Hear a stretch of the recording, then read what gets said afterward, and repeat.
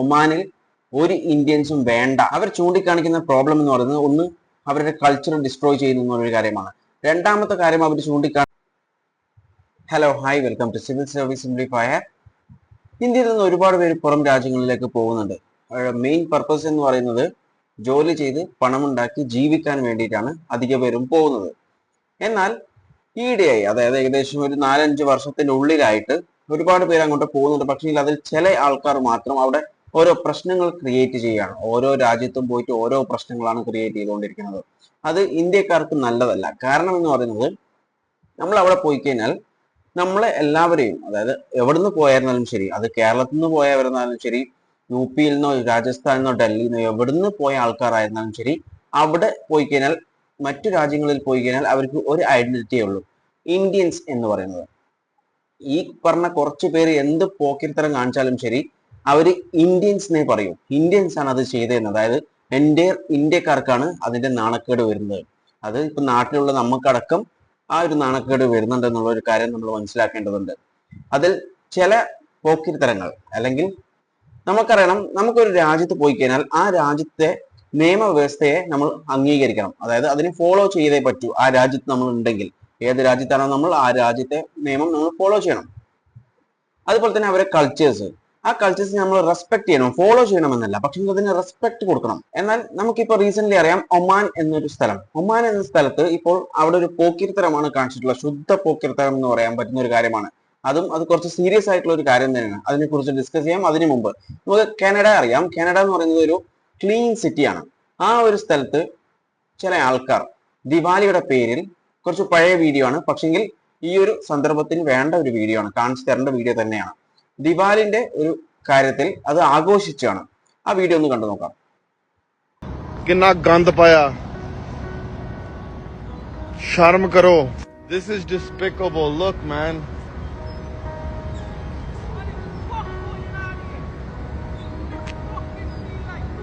Stupid.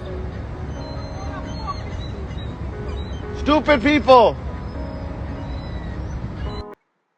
Stupid എന്ന് പറഞ്ഞാൽ എന്താണെന്ന് പറഞ്ഞു തരേണ്ട ആവശ്യമില്ലല്ലോ. ഈ സ്റ്റുപ്പിഡ് എന്ന് പറഞ്ഞത് അവിടെ അത് ചെയ്തവരല്ല, മൊത്തത്തിലാണ് പറഞ്ഞത്. അതായത് സ്റ്റുപ്പിഡ് ഇന്ത്യൻസ് എന്ന് തന്നെ. നമുക്കറിയാം, ഒരു അമേരിക്കൻ സായിപ്പ് പറഞ്ഞിട്ടുണ്ടായിരുന്നു ബ്ലഡി ഇന്ത്യൻസ് എന്ന്. അതിന് അയാളെ കുറ്റം പറയാൻ പറ്റില്ല. കാരണം എന്ന് പറയുന്നത്, ഏതാനും ചിലർ അവിടെ പോയിട്ട് കാണിച്ച പോക്കിരത്തരത്തിനാണ് ആ സായിപ്പ് എല്ലാ ഇന്ത്യക്കാരെയാണ് തെറി വിളിച്ചിട്ടുള്ളത്, ഒരാളെ അല്ല. അതിന് ആ സായിപ്പിന് ഇപ്പൊ കുറ്റം പറ്റുകയല്ല. കുറ്റം പറയേണ്ടത് അവിടെ പോയിട്ട് ഈ കാണിച്ചവരെയാണ്. കാരണം മറ്റു രാജ്യത്ത് പോയി കഴിഞ്ഞാൽ അവിടുത്തെ കാര്യങ്ങൾ അനുസരിച്ച് ജീവിക്കാൻ ശ്രമിക്കണം. അല്ലാതെ നമ്മളുടെ ആചാരങ്ങളും അനുഷ്ഠാനങ്ങളും അതുപോലെ ഇവിടുത്തെ നിയമവും അവിടെ പാലിക്കണം എന്ന് പറഞ്ഞു കഴിഞ്ഞാൽ അത് നടക്കുന്ന കാര്യമല്ല. ഒരു സ്ഥലത്ത് പോയിട്ട്, ഒരു ഹോട്ടലിൽ പോയിട്ട്, പുറം രാജ്യത്താണ്, അവിടെ പോയിട്ട് അവിടെ റെസ്റ്റോറന്റിൽ പോയിട്ട് പറഞ്ഞു ഇവിടെ ബീഫ് വിൽക്കാൻ പാടില്ല, അത് നിരോധിക്കണമെന്ന് ആ ഷോപ്പ് ഓണറോട് പറഞ്ഞിട്ടുണ്ടായിരുന്നു. ഇയാൾ ഇന്ത്യയിൽ പറയുന്നത് പോലെ അവിടെ പോയി ചെന്ന് പറഞ്ഞു കൊടുത്തതാണ്. എന്താ ചെയ്യാ?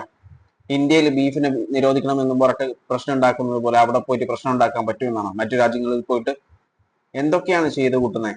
അതുപോലെ തന്നെ വേറൊരു കാര്യമാണ്, ഈ ഒരു വീഡിയോ കണ്ടു നോക്കുക.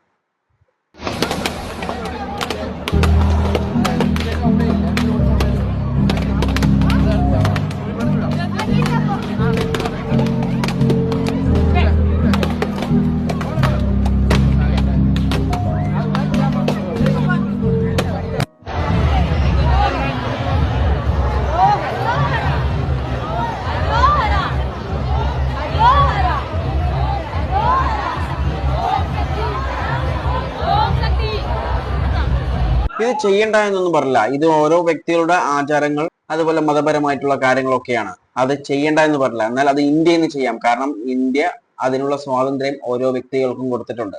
അതുകൊണ്ട് ഇന്ത്യൻ നമ്മുടെ ഭരണഘടന തന്നിട്ടുണ്ട്. അതുകൊണ്ട് തന്നെ നമുക്കത് ചെയ്യാം. പക്ഷേ മറ്റു രാജ്യത്ത് പോയിട്ട് അങ്ങനെ ചെയ്യുന്നത് അത് ശരിയായ ഒരു പ്രവൃത്തിയല്ല. അവർ നമ്മളെ എങ്ങനെ വിലയിരുത്തുന്നു എന്നുള്ളൊരു കാര്യം നമ്മൾ മനസ്സിലാക്കേണ്ടതുണ്ട്. ഇതൊക്കെ പോട്ടെന്ന് വെക്കാം. ഇതിനേക്കാളും ഗുരുതരമായിട്ടുള്ള ഒരു കാര്യമാണ് ചെയ്തിട്ടുള്ളത്. ഇത് കണ്ടു നോക്കൂ, ഒമാനിൽ ചെയ്ത കാര്യം. ഒമാനിലെ ഇന്ത്യൻ സ്കൂൾ ബോർഡ് തെരഞ്ഞെടുപ്പ് വിജയാഘോഷത്തിനിടെ ജയ് ശ്രീറാം മുദ്രാവാക്യം ഉയർത്തിയ സംഭവത്തിൽ തെരഞ്ഞെടുപ്പ് കമ്മീഷന് സ്കൂളിലെ വിദ്യാർത്ഥിയുടെ രക്ഷിതാവ് പരാതി നൽകി. തെരഞ്ഞെടുപ്പ് പെരുമാറ്റച്ചട്ടത്തിന്റെ ലംഘനം ചൂണ്ടിക്കാണിച്ചാണ് പരാതി. ജനുവരി 18 നടന്ന തെരഞ്ഞെടുപ്പ് വിജയാഘോഷത്തിലായിരുന്നു ഒരു സംഘം മതപരമായ മുദ്രാവാക്യം വിളിച്ചത്. ജനുവരി 18-നായിരുന്നു ഒമാനിലെ ഇന്ത്യൻ സ്കൂൾ ബോർഡിലേക്ക് തെരഞ്ഞെടുപ്പ് നടന്നത്. അന്ന് തന്നെ ഫലപ്രഖ്യാപനവും നടന്നിരുന്നു. വിജയിച്ച സ്ഥാനാർത്ഥികളെ തോളിലേറ്റി കോമ്പൗണ്ടിന് പുറത്ത് പ്രകടനവും നടന്നിരുന്നു. ഇതിനിടയിലാണ് ഒരു സംഘം മതപരമായ മുദ്രാവാക്യം വിളിച്ചത്.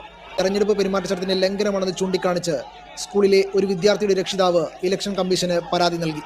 ഇത്തരം പ്രവർത്തനങ്ങൾ വിദ്യാർത്ഥികൾക്കും ഇന്ത്യൻ സമൂഹത്തിനും അസ്വസ്ഥതയുണ്ടാക്കുന്നതാണെന്നും പരാതിയിൽ പറയുന്നു.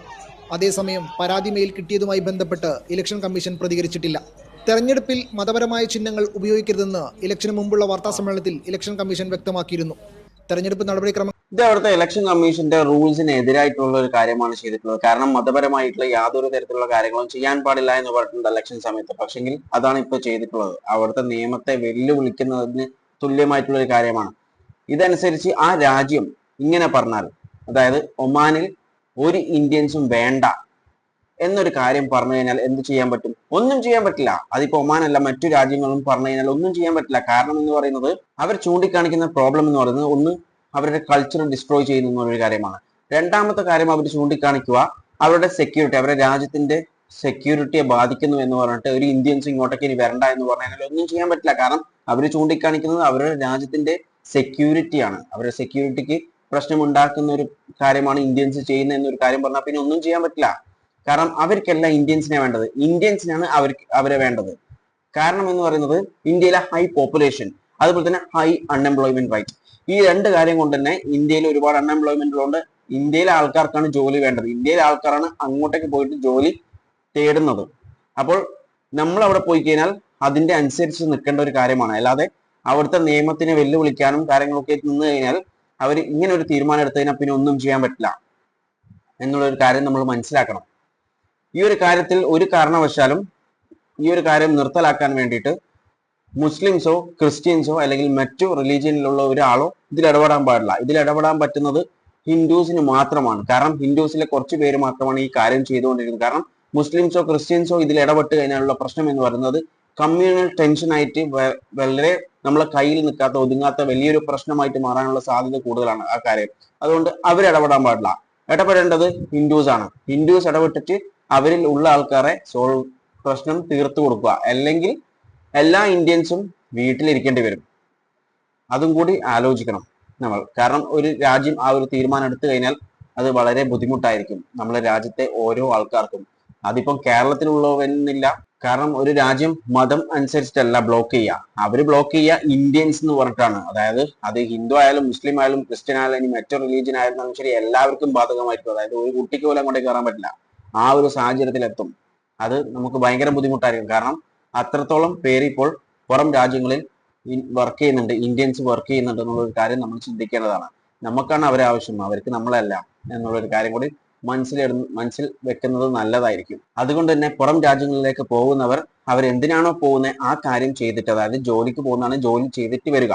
അല്ലാതെ മറ്റു കാര്യങ്ങളിലേക്കാണെങ്കിൽ പോവാതിരിക്കുക. കാരണം നിങ്ങൾ കുറച്ചു പേര് കാരണം എൻ്റെ ഇന്ത്യൻസിനാണ് നാണക്കേട് വരുന്നത് എന്നൊരു കാര്യം മനസ്സിലാക്കണം. അതുപോലെ തന്നെ ഒരുപാട് പേര് പുറം രാജ്യങ്ങളിലേക്ക് വർക്ക് ചെയ്യാൻ പോകുന്നുണ്ട്. അവർക്കും നിങ്ങൾ കാരണം ബുദ്ധിമുട്ടുണ്ടാവും, അവർക്കും നാണക്കേട് ഉണ്ടാവും എന്നുള്ളൊരു കാര്യം. ഇന്ത്യൻസ് എന്ന് പറയുമ്പോൾ ഒരു നാണക്കേട് വരും ഇങ്ങനെ തുടർന്ന് കഴിഞ്ഞാൽ. അതുകൊണ്ട് തന്നെ ഇങ്ങനത്തെ ഇഷ്യൂ ഉണ്ടാക്കാൻ പോകുന്നവരാണെങ്കിൽ ദയവ് ചെയ്ത് പോവാതെ ഇവിടെ തന്നെ ഇരിക്കുക, ഇന്ത്യയിൽ തന്നെ നിൽക്കുക എന്നൊരു കാര്യമേ പറയാനുള്ളൂ.